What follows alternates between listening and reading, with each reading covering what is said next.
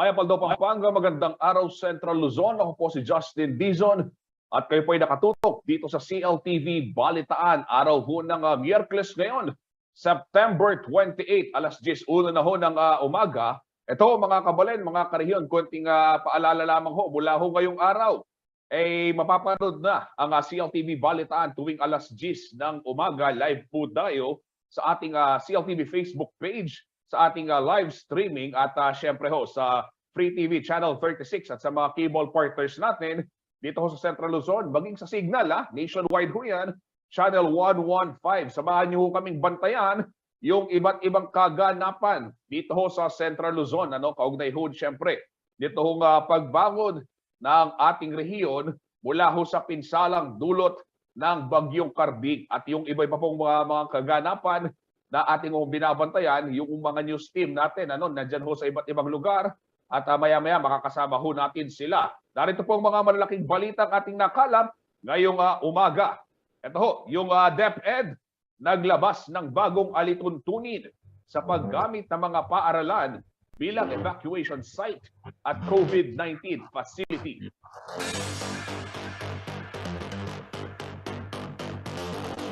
Bagong terminal ng Clark International Airport, formal nang bubuksan ngayong araw. Pangulong Bongbong Marcos Jr. pangungunahan ang grand opening. Benepisyo at hazard pay ng mga disaster frontliner dapat tiyakin ayon huyan sa mga mambabatas. At ika-112 kapanganakan o anibersaryo ho ng kapanganakan ni dating Pangulong Diosdado Macapagal ginunita sa bayan ng Lubao, Pampanga.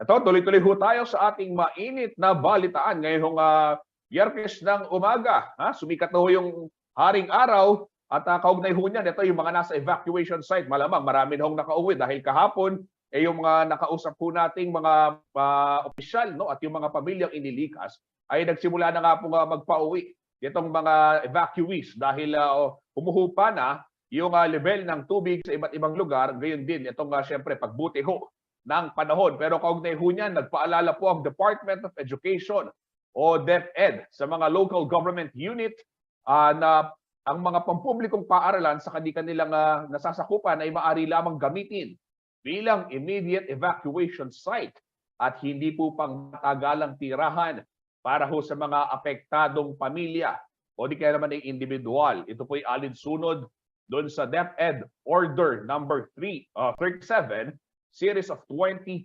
o yung guidelines po na nagpapahintulot sa mga LGU na gamitin yung mga paaralan sakali po magkaroon ng sakuna at iba pang kalamidad at magpatupad po ng kanselasyon ng pasok sa eskwela.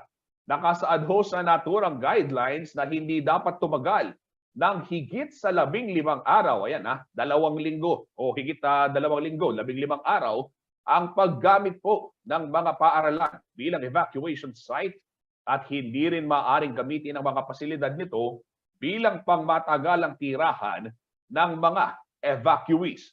Bukod pa rito, nakasaad din na hindi na maaaring gamitin ng mga paaralan bilang COVID-19 quarantine o isolation facility o di kaya naman ay vaccination center dahil pinawalang bisa na ang memorandum na ibinigay sa mga regional director sa paggamit ng DepEd classrooms at iba pang pasilidad bilang vaccination centers. Ang mga bagong inilabas na alituntunin ay layong magbigay ng gabay sa mga paaralan, mga guro at mga mag-aaral sa mga pampubliko at pribadong institusyon.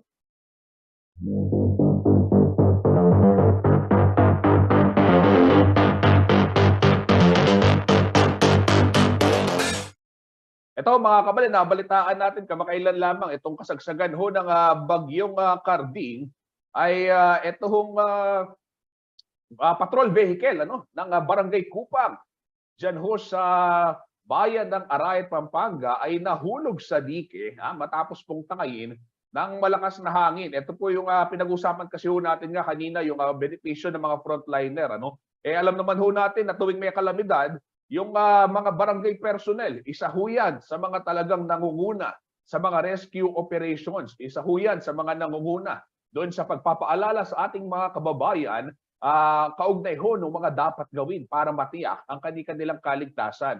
Kahit ho sila ay ika nga, biktima rin o hinahagupit din ng bagyo, ay inuuna ho nila yung ating mga kababayan, no, na kanilang nasasakupan upang sila matulungan nila at matiyak yun pong kaligtasan. Ito ho, makakasama ho natin ngayon si Barangay Captain Rizal Lumbang ng Kupang, Arayat para ho ibahagi sa atin yung naging karanasan nila sa kasagsagan ho ng Bagyong Karding.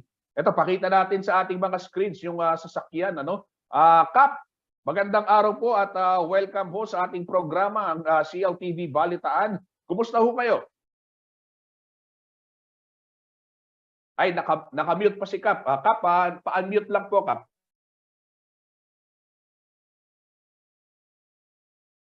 Yan, hello, Kap? Yes, hello, sir. Yan po. Kap, kumusta ho kayo? Sir, sa ngayon, halos normal na kami dito. May pasok na yung mga estudyante. Kasi wala namang nasirang daan, and then kasi nakapag-prepare naman kami ng maayos bago pa dumating ang Super Typhoon Karding.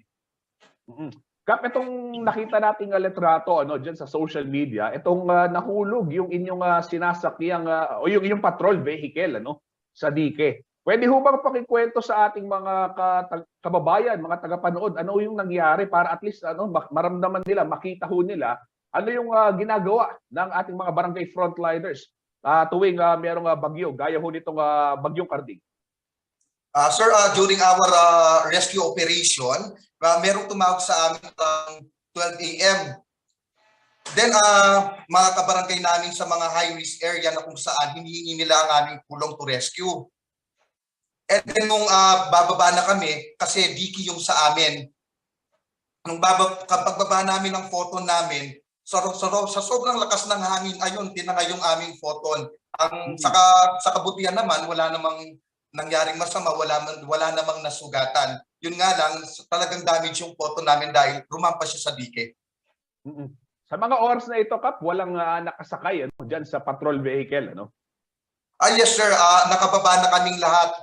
Kasalukuyan kaming nagre-rescue. Namalayan na lang namin na wala na pala yung photo namin rumampa dahil sa lakas ng hangin. Talagang naitulak, Sir Justin, talagang naitulak yung photo namin sa sobrang lakas ng hangin. Oo, ayan nga, nakikita natin, mga kabalan, tignan nyo yung larawan. Pero ito, Kap, syempre, ito ay pag-aari ng barangay. Paano ito? Na-recover ba? Naiahon ba itong patrol vehicle ninyo? Kasi alam ko, malaking tulong yan sa araw-araw na pagpapatrolya ng inyong mga tauhan at kayo mismo, Kap. Sir Justin, ng oras na yun, naganap na kami ng mga katulong, mga kabarangay na may parmal para maiyahon yung photo namin kasi kailangan talaga siya. Siguro mga 30 minutes to 45 minutes na recover namin yung photo namin at nagamit pa namin sa pagre-rescue dahil may mga concerned citizen na tumulong sa amin para maiangat. Ligtas naman na, Kap. Okay naman yung sasakyan. Kumbaga, ligtas naman hubang gamitin. Baka kasi, syempre, ginagamit tapos hindi pala of good quality pa, baka magdulot pa ng aksidente. Sir Justin, ligtas nang gamitin yung photo namin.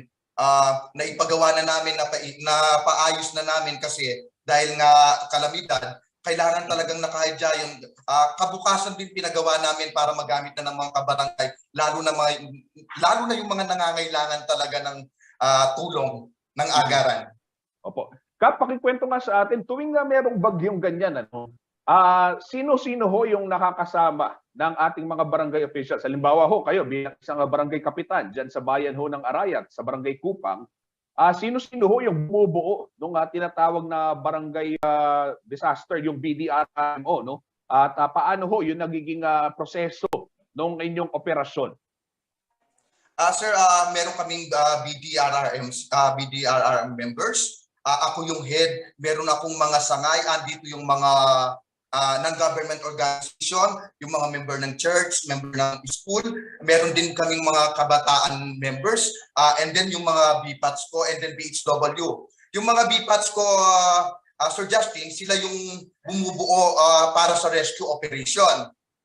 And then yung mga BHW ko, sila yung namamahala sa aming evacuation center, paghahanda sa mga gamot, sa mga pagkain, anong mga pangangailangan ng mga evacuees namin.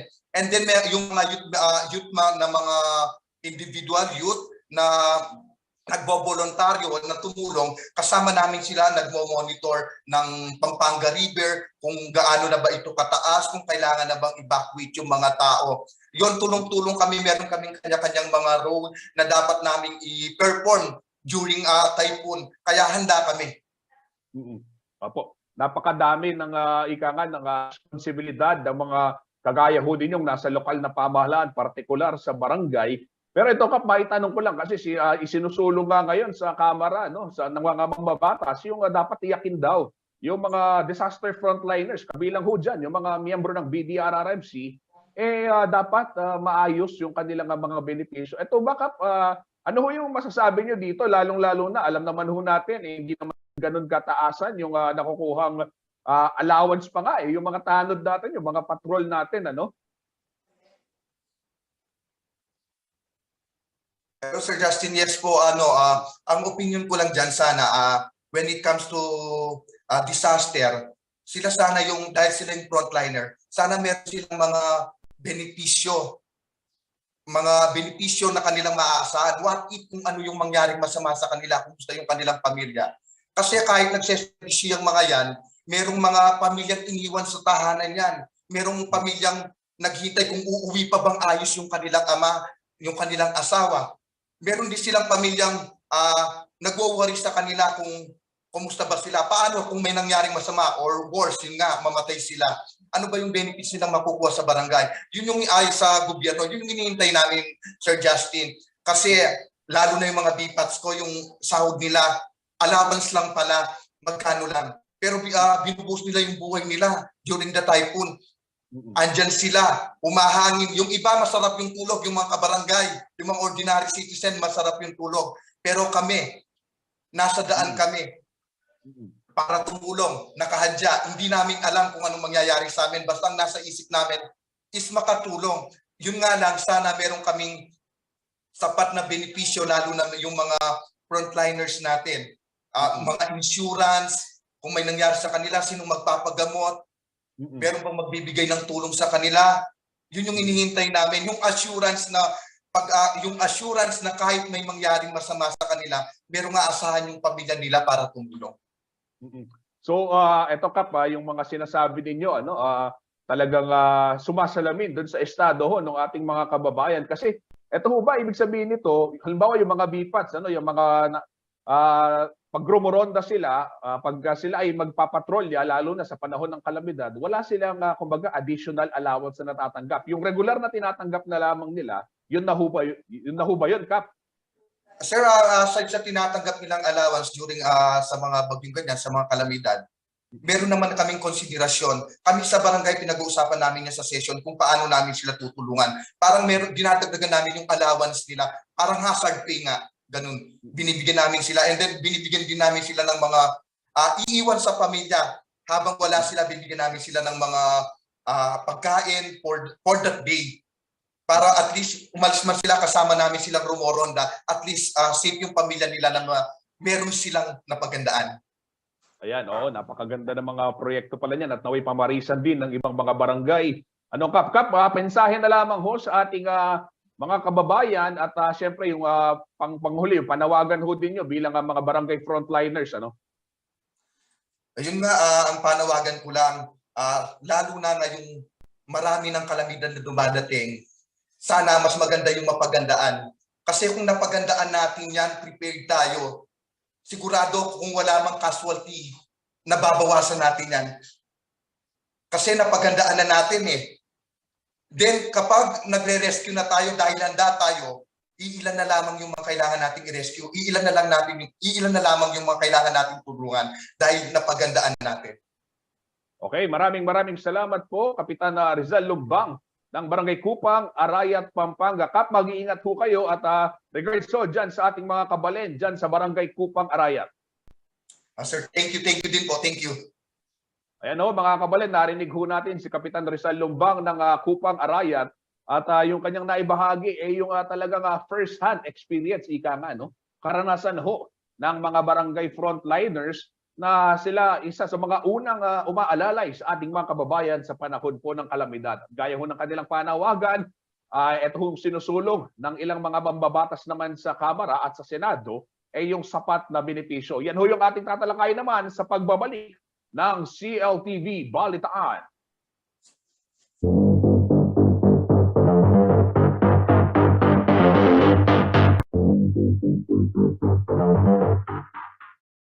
Nagbabalik po ang CLTV Balitaan. Mga kababayan, mga karehiyon, isang panukalang batas na magbibigay ho ng hazard pay sa mga disaster response personnel sa panahon ng state of calamity ang inihain po ni Nueva Ecija Representative Rosana Oria Vergara sa Kamara. Layon ho ng House Bill 3108 na amyendahan yung Philippine Disaster Risk Reduction and Management Act of 2000 o yun pong Republic Act 10121 para magbigay umano ng nararapat na insentibo sa first responders tuwing may kalamidad. Sakop po nito yung pagbibigay ng 2,000 piso na tax-free hazard pay kada buwan sa lahat ng qualified personnel sa local o barangay disaster risk reduction and management office sa buong panahon po na nakadeklara ang state of calamity. Sa ilalim din ng panukala, ang local government unit o LGU ang siyang magbabayad sa responders mula po sa LDRRMO at sa BDRRMO. Kukunin naman ang pondo sa alokasyon ng Department of the Interior and Local Government o DILG. Matatandaang nitong Lunes po, isinailalim na ang lalawigan ng Nueva Ecija sa state of calamity, bunsod ho ng pananalasa ng Bagyong Cardi. Sa Bulacan naman, 5 rescuers po ang mula sa PDRMO ang nasawi habang inililigtas ang ilang mga nabiktima ng super typhoon.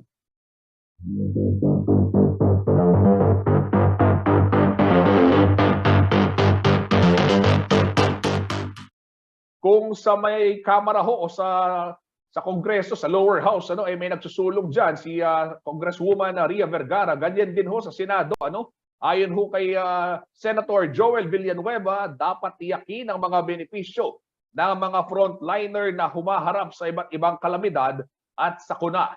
Ito po ang nais niyang siguraduhin matapos pong masawi ang 5 rescuer mula ho sa San Miguel, Bulacan. Kasabay ho o yung sa kasagsagan ho ng isang flash flood sa naturang lugar. Mga kababayan ho yan ni Senator Joel, isang ating karehiyon mula sa lalawigan ng Bulacan. Hinirang pong bayani ang mga pumadaw na rescuers na sina Narciso Calayag Jr., Gerson Resurrection, Barbie Bartolome, George Agustin at Troy Agustin. Ayon ho sa mambabatas na si Senator Villanueva, kailangan daw na bigyang linaw ngayon ang benepisyo ng mga ito at kung paano pa mapagbubuti ang kanilang pagsasanay. Hindi lang daw ang mga rescuer ang dapat pagtuunan ng pansin, ngunit maging ang mga pulis at volunteers na tumatayong mga bayani sa ganitong pangyayari. Nais rin daw ni Villanueva na tutukan kung paano na ipatutupad ang batas sa mga protected areas gaya ho ng kabundukan o yung bulubundukin ng Sierra Madre. Maging ang usapin ng budget ng DENR at DPWH sa maintenance ng mga waterways upang maiwasan ho yung mga flash flood, dapat din daw muling siyasatin. Pakinggan ho natin ang ilang pahayag ni Senator Joel Villanueva. Una, nakikiramay tayo, panalangin at dasal sa ating mga kababayan, kanilang pamilya, mahal sa buhay. Nagkausap na nga ho kami ni Governor Daniel at ano yung mga pwede pa namin gawin on our personal level. Siyempre, yung pagtulong, nandun na yun, no? Yung benefits at ano matakatanggap ng kanilang pamilya. But I'm also pounding on the importance of ensuring that our rescuers have proper training, no? Una, nakikiramay yan. For example, may greening program na more than 1 billion pesos ang ginagastos taon-taon.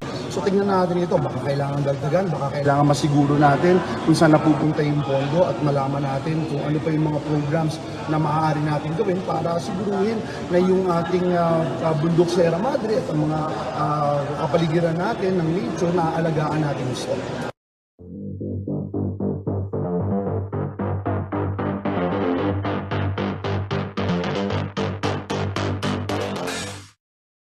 Yan, sa iba pong balita, umabot ho sa 8 katao ang nasawi habang 3 pang nawawala sa pananalasa ng bagyong Karding dito ho sa buong Luzon. Ayon ho yan sa NDRRMC.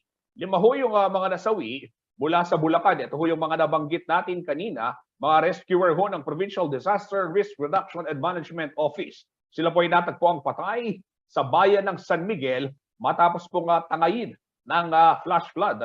Sila po ay sina Narciso Calayag Jr., Gerson Resurrection, Marby Bartolome, George Agustin at Troy Agustin. Itinuturing po mga bagong bayani ng ating henerasyon. Bukod pa rito, may 3 fatalities din po na bineverifika ang NDRRMC. 2 ho riyan ay sa Zambales at isa naman ho sa lalawigan ng Quezon. 3 mangingisda naman mula sa Mercedes, Camarines Norte ang naiulat na nawawala. Samantala, sumampa na ho sa 16,476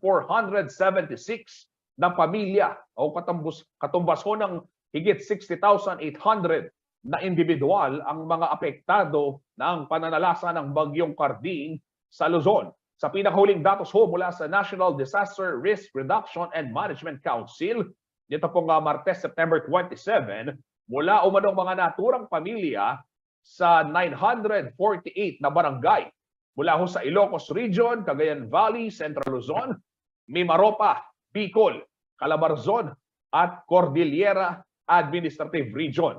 Kaugnay nito, nasa higit 12,000 pamilya ho o higit 46,000 na katao ang pansamantalang nananatili sa 976 evacuation center.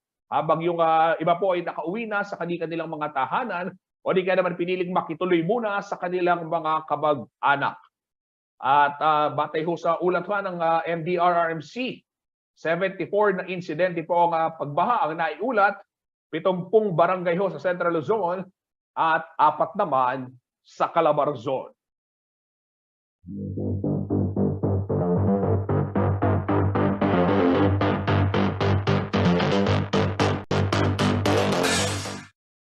Mamaya-maya ho, sa ating pagbabalik, makakasama ho natin si Kuyang Felix Barrios mula sa bayan ng Lubao, Pampanga, kung saan ho ginugunita itong birth anniversary ni dating Pangulong Diosdado Macapagal. At dyan ho sa Clark naman ay dumating na si Pangulong Ferdinand Marcos Jr. para ho sa grand opening ng bagong terminal ng Clark International Airport. Yan ho ang ating mga tatalakayin sa pagbabalik ng CLTV Balitaan.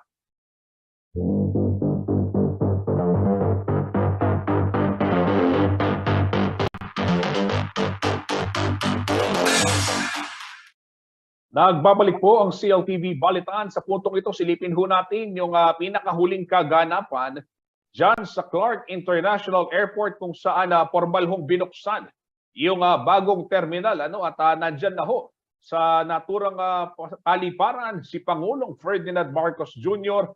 para ho dumalo dyan sa naturang inauguration ng new passenger terminal ng Clark International Airport. Matatandaan po noong May 2 na nagkaroon ho ng soft opening itong bagong terminal ng CRK. Sa pagkakataong ito ay grand opening na. Nangangahulugang fully operational na ang naturang paliparan. Ang terminal ho ay mayroong lawak na 110 square meters na kaya accommodate ang hindi bababa sa 8,000 mga pasahero ng paliparan. Kaya raw ditong saluhin yung mga pasahero mula sa Ninoy Aquino International Airport sa Maynila na alam naman natin na congested na ho. Sa nakuha nating impormasyon, ang bagong terminal ay idinisenyo sa tinawag na New Normal Travel dahil mayroon itong mga contactless features gaya ho ng self-service check-in kiosk at bag drop system. Mayroon din itong inclusive amenities gaya ho ng all-gender restroom, nursing station, multi-faith prayer rooms at yung kauna-unahang lounge na eksklusibo para sa mga OFW. Ayan, ang terminal ho ay operated o ino-operate ho ng Luzon International Premier Airport Development Corporation. Ito po ay joint project ng Department of Transportation at ng Bases and Conversion Development Authority, at Bases Conversion and Development Authority. At tututukan po natin yung iba pang detalye maya-maya lamang mula kay JM De Jesus dahil sa ngayon medyo nagkakaroon ng problema sa signal doon. I understand, protocol ho yan, tuwing nandyan ang Pangulo, talagang wala hong signal. Ano? At yung terminal hong yan, karagdagang informasyon lamang din. Ano? Yung disenyo ho ng terminal ay nakapattern ho or binase doon sa bulubundukin ho ng Zambales at itong iba pang mga bulubundukin dito sa Central Luzon. Gayon din yung mga parol makikita, no? Yung pinagmamalaking parol ho ng Ciudad San Fernando ay nariyan at syempre yung Mount Pinatubo, nandiyan ho makikita nyo, ayan, pagkaganda-ganda ho ng naturang terminal, ano? At marami hong mga muebles din nagawa ng ating mga kababayan. So ito ho yung pinagmamalaking terminal ho ng yung bagong new passenger terminal ng Clark International Airport. Malawak ho yan, mga kabalin. Ano? Talagang sabi nga ho nila, it will be a silent airport too, kung saan wala masyadong announcement, makikita na lamang sa mga flight board, ano? Yung destination at yung status po ng mga gates o yung mga check-in flights at yung paglipad mismo ng mga babiyaheng eroplano. Samantala sa ibang balita naman, isang General Tax Amnesty Program ang inilunsad po ng Ciudad San Fernando, Pampanga sa bisa ho yan ng Sangguniang Panlunsod Ordinance Number 2022-006. Sa ilalim ho ng naturang ordinansa, bibigyan ng amnesty ang mga surcharge, parusa at interes na natamo sa delinquent business taxes, real property taxes, regulatory fees at iba pang service charges sa nakaraang fiscal year 2021. Hinihikayat po ang lahat na samantalahin ang nasabing tax amnesty upang makaiwas sa malaking multa at yung pong tinatawag na accumulated interest. Epektibo po ang General Tax Amnesty. Nagsimula ho yan noong September 20 at matatapos naman sa ika-29 ng Disyembre ngayong taon. Samantala, ito ho yung mga magbabayad ng property tax o amilyar. May malaking discount din po ang naghihintay sa inyo para ho doon sa mga maagang magbabayad, yung mga early birds kung tawagin. 15 to 20% discount para ho sa mga magbabayad hanggang November 30 ngayong taon at 10% naman ang makukuhang diskwento ng mga magbabayad simula ho December 1, 2022 hanggang sa ika-31 ng Marso sa susunod na taon. Para ho sa iba pang detalye, maaari hong tumawag o mag-email sa mga impormasyon makikita sa inyong TV screens. Ayan, pwede ho kayong magtungo sa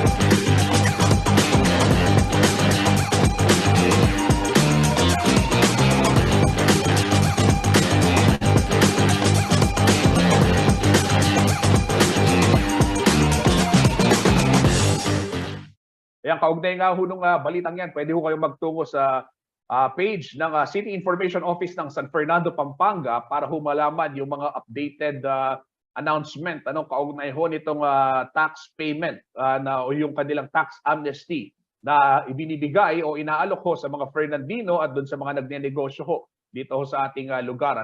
Samantala, ginugunita ho ngayong araw, September 28, ang ika-100 at 12 taong anibersaryo ng kapanganakan po ni dating Pangulong Diosdado Macapagal na mas kilala ho sa ating mga Kapampangan bilang Apog Dado. Siya po ay mula sa bayan ng Lubao, Pampanga, kaya isang seremonya ang isinagawa doon ng lokal na pamahalaan. Silipin ho natin yung mga kaganapan live mula kay Kuyang Felix Barrios dyan sa bayan ng Lubao. Magandang araw, Kuyang Felix. Ano ang latest dyan sa Lubao, Pampanga?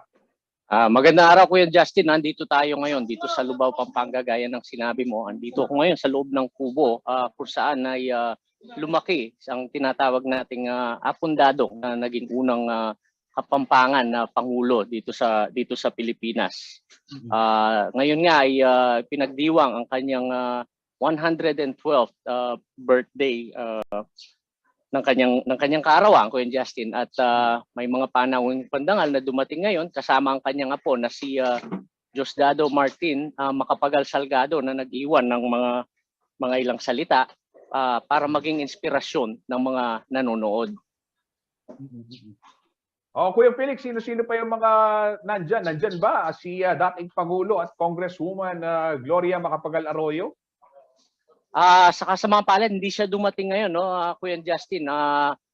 Ang mga pumunta dito ngayon ay ang mga pinuno ng pamahalang bayan ng Lubao na si Mayor Esme Pineda at ang kanilang Vice Mayor din. Dumating din at sila rin ay nag-iwan ng mga salita bilang inspirasyon sa mga nanood. Oo. Kuyang Felix, itong aktibidad na to, no, ano pa yung ibang ginawa nila? I understand merong nagkaroon ng turnover ng mga dokumento ba or yung mga titulo ba dyan sa NHCP? Tama, Kuya Justin, kasama sa pagdiriwang ngayon yung pagti-turnover ng titulo ng lupa na kinatitirikan ng museo at ng aklatan. Itinurnover ito ng pamilyang Macapagal sa National Historical Commission of the Philippines na alam naman natin na nangangalaga dito sa ating mga historical sites sa bansa, Kuya Justin. Oo. Kuya Felix, nabanggit mo yung museo at yung aklatan.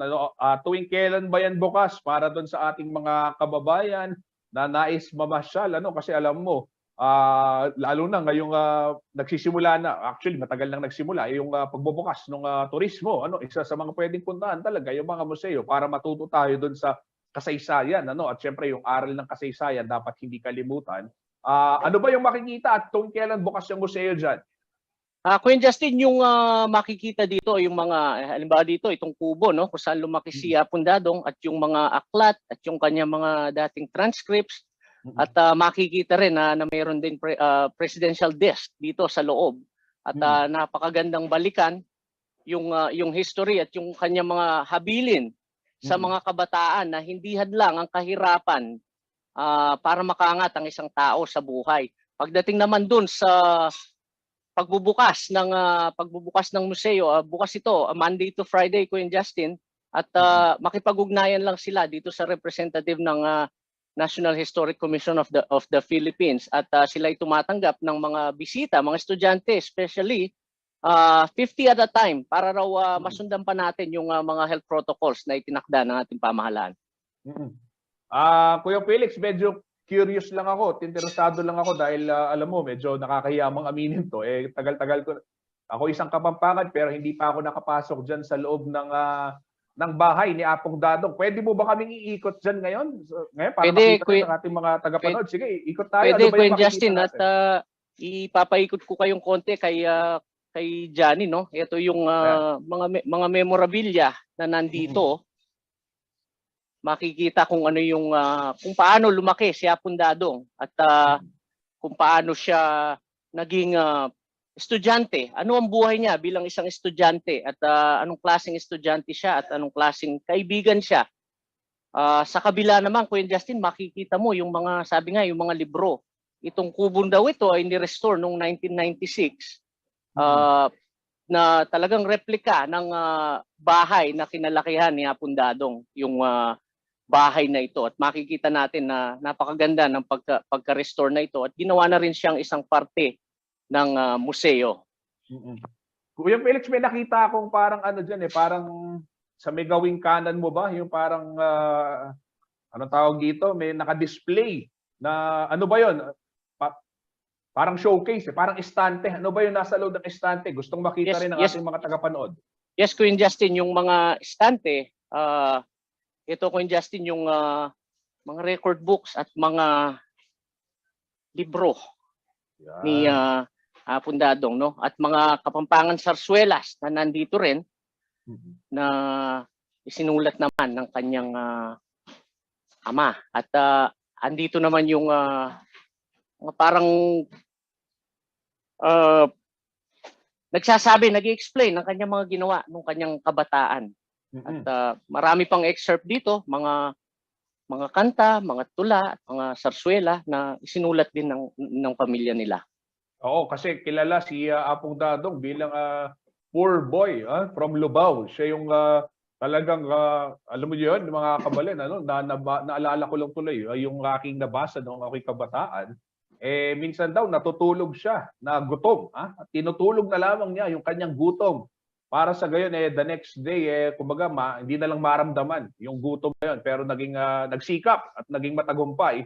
At yan nga, hinirang pang pangulo ng ating bansa. Ayan, para ho sa mga nais magtungo at makilala pa si Apong Dadong, ang kauna-unahang Kapampangan na naging Pangulo ho ng bansa. Pwede ho kayong magpunta dyan sa Lubao, Pampanga, kung saan matatagpuan yung museo. Maraming salamat, Kuyang Felix, sa iyong ulat. At paring Johnny, mag-iingat kayo dyan. Ayan ho, mga kabalen, live ho yan mula sa Lubao, Pampanga. Kanina lamang nakita natin, nag-alay ho sila ng mga bulaklak dyan sa estatwa o yung rebulto ho ni dating Pangulo Diosdado Macapagal. At mga kabalen, mga kreyon, sa ating pagbabalik, marami pang mainit na balita dito sa CLTV Balitaan.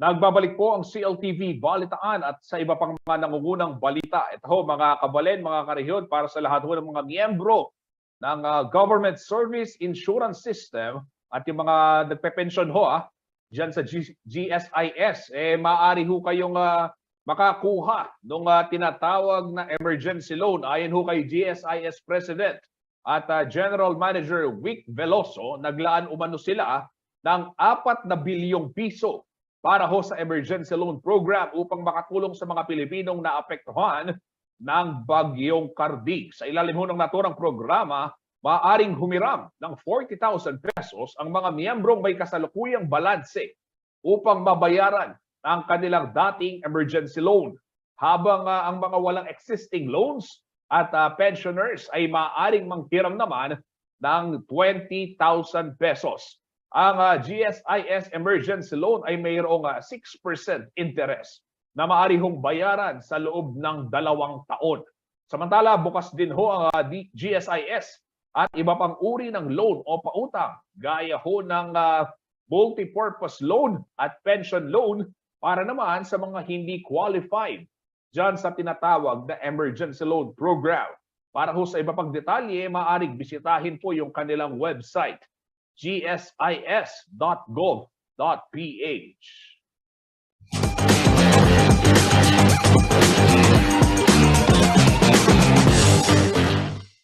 Ayan, matapos ho yung mga balitang kalamidad, konting pampasaya naman ho tayo dahil nalalapit na yung Kapaskuhan at pinasinayaan na ho ng Giant Lantern Festival Foundation at ng lokal na pamahalaan ng San Fernando, Pampanga, yung Giant Lantern Festival 2022.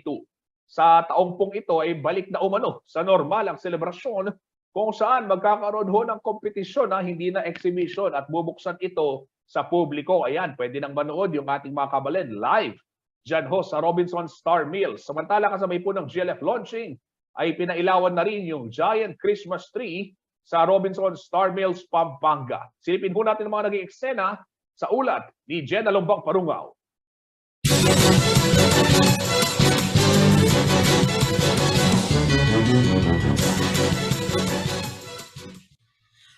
Tuloy na ang Giant Lantern Festival ngayong taon pagkatapos itong pasinayaan ng Giant Lantern Festival Foundation at ng lokal na pamahalaan ng Siyudad San Fernando sa pangunguna ni Mayor Vilma Caluwag at ng Sangguniang Panlunsod nitong Biyernes, September 23. Ipinresenta na rin sa publiko ang 10 barangay at kanilang lantern makers na sasali sa Giant Lantern Festival o Ligligang Parol sa Kapampangan.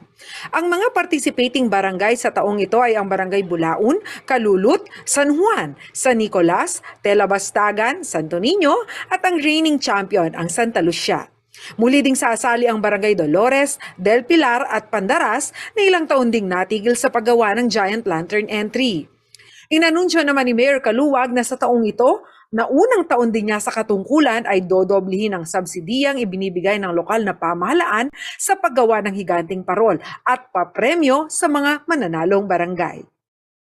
At syempre, tuwang-tuwa po sila ngayon dahil dumoble po ang subsidy per barangay.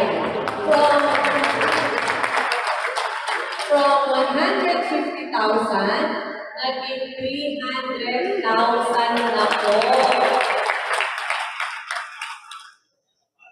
So yun, galing po yun sa city government, no?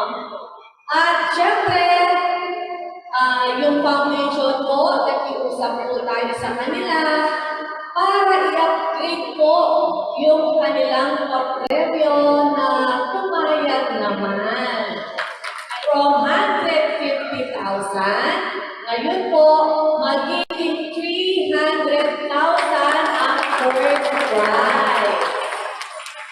syempre, yung second prize from 100,000, ngayon 200,000 na.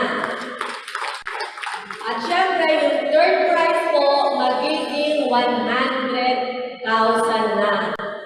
Ipinahayag naman ni GLF 2022 Executive Committee Chairperson Ricardo Pineda na balik na sa kompetisyon ang Giant Lantern Festival pagkatapos ng 2 taon na exhibition lamang ito dahil sa pandemya. Ang dagdag subsidy mula sa city government ay makatutulong umano para mapataas muli ang kalidad ng mga ginagawang higanting parol ng syudad.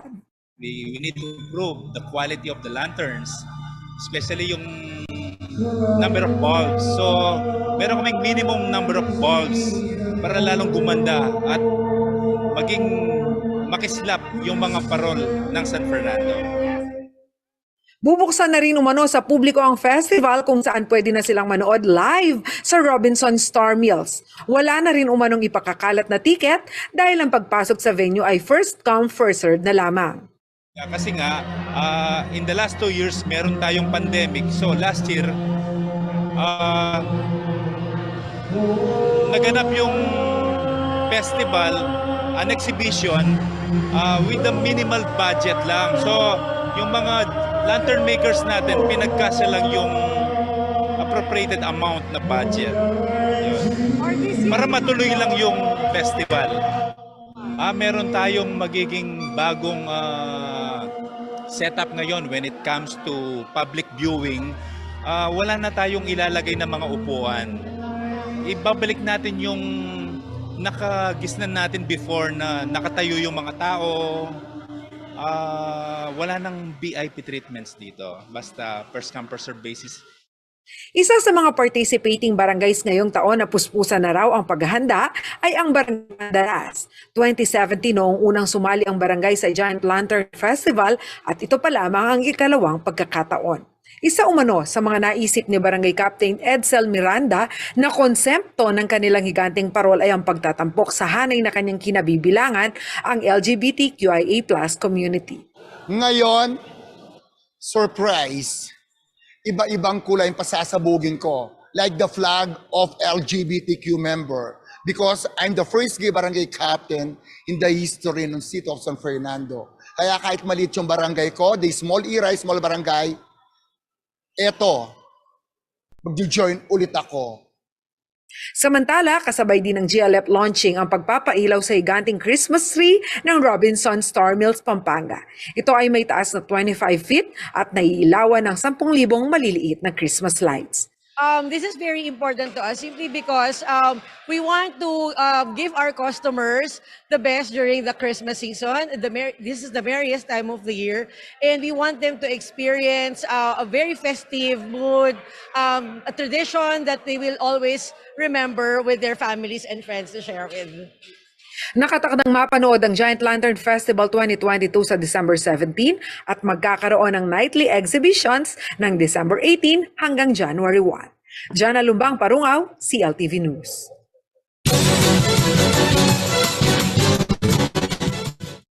Ayan, nakaka-excite naman yung Giant Lantern Festival ngayong taon at aabangan natin yan. Antabayanan ho yung iba't ibang mga programa at iba't ibang mga kwento na ihahatid po ng CLTV sa inyo, kaugnay ho ng pagdiriwang ng Giant Lantern Festival. At ako, abangan ko rin yung entry ho ni Kapitan Edsel sa Barangay Pandaras. Mukhang very promising yan. Ano? Sa punong ito, alamin naman ho natin ang magiging taya ng panahon mula kay Ginong Manes Guerra, ang Chief Weather Forecaster ng Pag-asa Clark.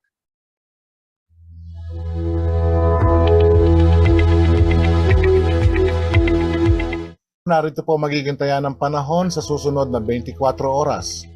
Isang low pressure area po ang namataan ng Pag-asa at ito po ay tinataya nasa layong 1,240 kilometers dyan po sa may silangan ng extreme northern Luzon.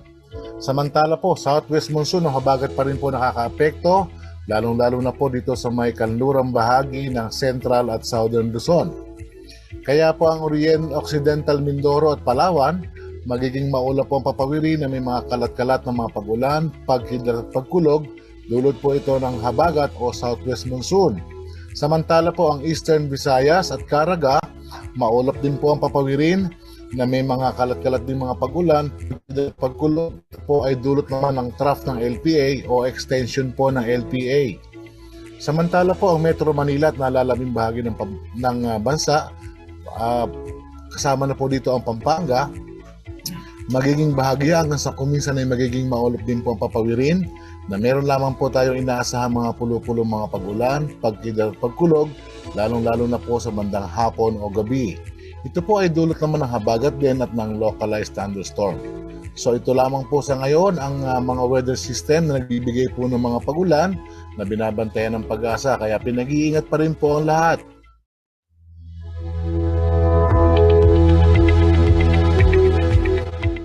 Ayan, maraming salamat Mang Manny Esguera para sa iyong world weather update sa ating mga kababayan. At yan ho mga balitang nakalap ng CLTV Balitaan. Para ho sa karagdagang detalye, maaari ninyong i-follow itong aming mga social media pages. Ayan, yung ating Facebook at CLTV 36 Official and at CLTV 36 News. Yung Twitter naman at CLTV 36 and at CLTV News. At kabalin ka rin yun, meron din tayong Instagram at CLTV 36 Official. Kung nais ho ninyong balikan yung mga programa ng CLTV, pwede ho kayong magtungo sa ating YouTube channel at CLTV 36 Official o di kaya naman itong ating website www.cltv36.tv. Mapapanood din ho nationwide yung mga programa ng CLTV via Signal Channel 115 at dito naman sa Central Luzon sa ating 39 cable partners. Kasama po ang buong pwersa ng CLTV News and Current Affairs. Ako po si Justin Dizon. Antabayanan ho natin mamayang alas 12 si Kuyang Jody Mercado sa Top Pick para pag-usapan ho itong mga nakatutuwang pangyayari at iba't ibang mga impormasyon ho dito sa ating rehiyon Central Luzon. Muli, maraming salamat po at mag-ingat po tayong lahat.